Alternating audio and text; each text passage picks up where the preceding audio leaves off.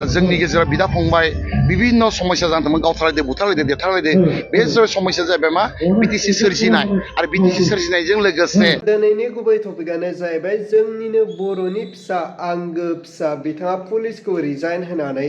दिनै पलिटिक्स पार्टियाव फैबाय आरो बिथाङा पिपिएफ पार्टिनिफ्राय फैबाय थानाय बिधान सभा एमएलए इलेक्सनाव बिथाङा टिकेट मोननो हास्थायदों आरो बेजोंनो लोगोसे बिथाङा पुलिसखौ मानो रिजाइन होखो बिथाङा 2 स्टारनि अफिसारमोन दा बे 2 स्टार पुलिसखौ बिथाङा नागारनानै रिजाइन खालामनानै बिथाङा दिनै पलिटिकेलाव फैबाय आरो मानो फैखो आरो पलिटिक्सआव मानो टिकेट मोननो हास्थायखो बिनि बागै गोबां बाथ्रा बुंदों दा रायजोफोर नोंथांमोना फारसेनिफ्राय नायलांबानो जाबाय बे गासै भिडिअ क्लिपखौ आङो स्क्रिनाव होग्रोबाय आंहा मोनसे आसा दङ तामुलपुर जितु जोंहा ब्लक बिपिएफ इतिमध्ये आं बहाय जइन जायाखैब्लाबो आवगायनिफ्रायनो मेम्बार हिसाबै आं दंमोन दा बे समाव आङो तामुलपुर 43 नं जि तामुलपुर विधानसभा समष्टि बे समष्टिनि ओनसोलाव आङो पुलिस बिफान थानाय समाव आं गोबां खामानि मावबोदोंमोन रायजो राजाजों थाफानानै खामानि मावनो सुबिदा मोनदों बे हिसाबै आंहा बे ओनसोलाव बिभिन्न जाति आरो जनगोष्ठीनि गेजेराव आंहा सिनायथि दङ बे हिसाबै आं भाबिदों जे जिहेतु आं भिआरएस लानाय उनावहाय आं मा खामानि मावगोन जे आं भाबाय राजनिति हान्जायाव थानानै हयथ' तामुलपुर विधानसभा समष्टियाव आङो बिजाथि महरै आं गसंनो लुगैदोंमोन आरो बेखौ आङो इतिमध्ये आङो तामुलपुर ब्लक बिपिएफआव आङो लाइजामबो होबाय जे आंनो तामुलपुर विधानसभा समष्टि बे बाराव आंनो टिकेट दाबिदार आंनो टिकेट होनांगौ होननानै आरो मानगोनां हाग्रामा महिलारि सार बिथाङा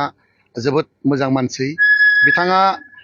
जाबायदि खोथा होयो बेबायदिनो खामानिफोरखौ मावो आरो इतिमध्ये सारा बारा बाथ्रा बुङा एसे सुंद' बुङो नाथाय सारनि जिथु मावनाय सारनि जिथु साननाय बे जथेस्थ माने जोंनि थाखाय गोनां होनना सानो बेखायनो आङो सारनि जिथु चिफ सार हाग्रामा महिलारि सारनि जिथु साननाय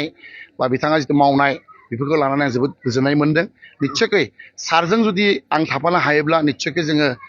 बिटिसि ओनसोलाव जौगानायनि खामानि मावनो हागोन दा बे लेखायै माने आङो तामुलपुर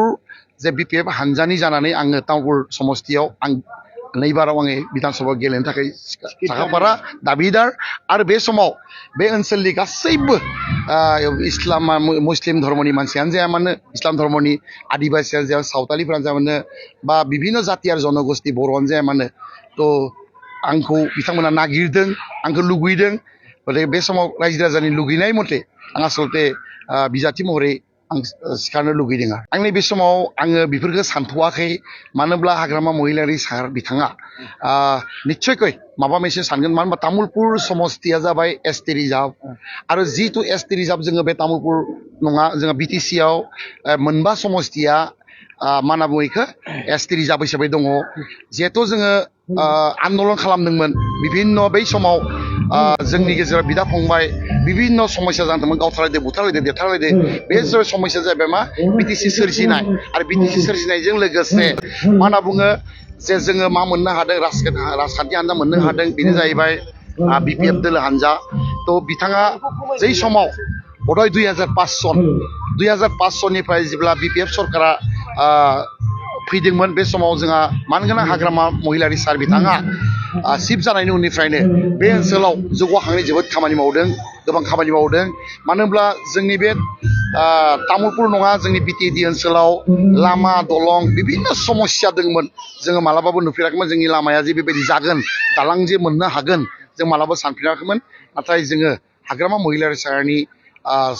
सरकार दैदेननायाव चिफ जानायाव जोंहा जोबोद खुसि दङ आरो नैबारावबो बिथाङा पुनर फिन रायजो राजाफ्रा बिटिसि ओनसोलनि रायजो राजाफ्रा बिथांखौ मोजां मोननानै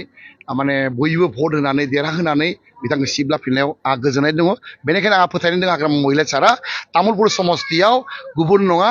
जे बिपिएफ दोलोनिफ्रायनो आंखौ नङाब्लाबो सोरखौबाब्लाबो सासे मोजां सासे बिजाथि होगोन आंहा फोथायनाय दं बे रोखा जे एनडि एलायन्स हिसाबै मानो होनब्ला इतिमध्ये सरसा जाबाय थादों बा एनडि एलायन्स हिसाबै दङ जोंहा बे सा लेभेलनि बिथांमोननि बाथ्रा नैबे समाव आं बेखौ बुङा खिन्थु जुदि एनडि एलायन्स हिसाबै जुदि माबाफोर कारन बखतआव जुदि तामुलपुर समष्टिखौ बिजेपिनो हगारनो गोनां जायोब्लाबो बेखौ आंहा बुंनो लागा जेबो गैया मानो होनब्ला बे जाबाय जोंहा मानगोनां हाग्रामा महिलारि आरो बिथां आफादगिरि आरो जोंनि सिनियर लिडारफोरनि बे सावरायनायनि गेजेरजों जागोन खिन्थु आं सानो हाग्रामा महिलारि सार बिथाङा तामुलपुर समष्टिखौ जिहेतु एसटि रिजार्भ बेखौ जे हगारा बे खातां बा रोखा होननानै आं मोनसे फोथायनाय दोङो मानो होनोब्ला बिनि थाखायनो जोङो गोबां समाव जोङो आन्दलन खालामदोंमोन गोबां समाव जोङो नारा नाजादोंमोन मानगोनां हाग्रामा महिला सारा तामुलपुर बिधान सभा समस्तिखौ जोंनि BPF दोल हानजायानो बा तामुलपुर ओनसोलनि रायजो राजाफोरा फैबाय थानाय बिसायख'थियाव बिधान सभा बिसायख'थियाव नांगोलनि सावगारियावनो माने भटखौ होनो हानाय सुबिदाखौ होगोन बेयाव आं रोखा फोथायनाय दङ बे नङा जे आङो आसलते मावबाय गोबां सम पुलिसाव मावबाय पुलिसाव मावाखै होनना बुङाबा 32 बोसोर मावनाया आं बे नङा जे पुलिस बिबान गारना फैनानै जे आङो माने BPF बा गुबुन राजनितिक हान्जायाव हाबनांगौ बे नङा नाथाय आं सानबाय जिहेतु आङो भलेन्टारि रिटायारमेन्ट लाबाय बिनि उनाव मा मावगोन बेनिखायनो बिनि थाखायनो आं फैबाय जे राजनितिक हान्जायाव माने बा हाग्रामा महिलानि जिथु माने साननाय बिथां मावनाय बेजों आंहा जथेस्थ' माने आं आनन्द दङ गोसोआव गोजोननाय दङ बेनि थाखाय आङो BPF दोलोआव थानानै मावनो लुगैयो औ बिथांमोना आंखौ जेब्ला बे आङो मा होनना बुङो 2000 मा होनना बुङो फेब्रुवारिनि 12 तारिखआव अलरेडि PRS मोनबाय बिनि उनाव बिथांमोना आंखौ बबेयाव दोनगोन बेनि उनाव जिहेथु आङो मेम्बारशिप लाबाय बिथांमोननि जिथु रुल एन्ड रेगुलेसन बा सिस्टेम बायदि थांबाय बिनि उनाव बिथांमोना आंखौ तामुलपुराव माने ब्लक BPFनि गयबारि ब्लक BPFनि आंखौ एडभाइजार महरै बिथांमोना आंखौ थिसननानै दोनदों आरो बिनि थाखाय आं दिनै आं जिथु पस्टाराव लिरदों तामुलपुर गयबारि माबानि ब्लक BPFनि आं एडभाइजार होना प्रसार खालामदों बेफोरखौ आं सानथ'वाखै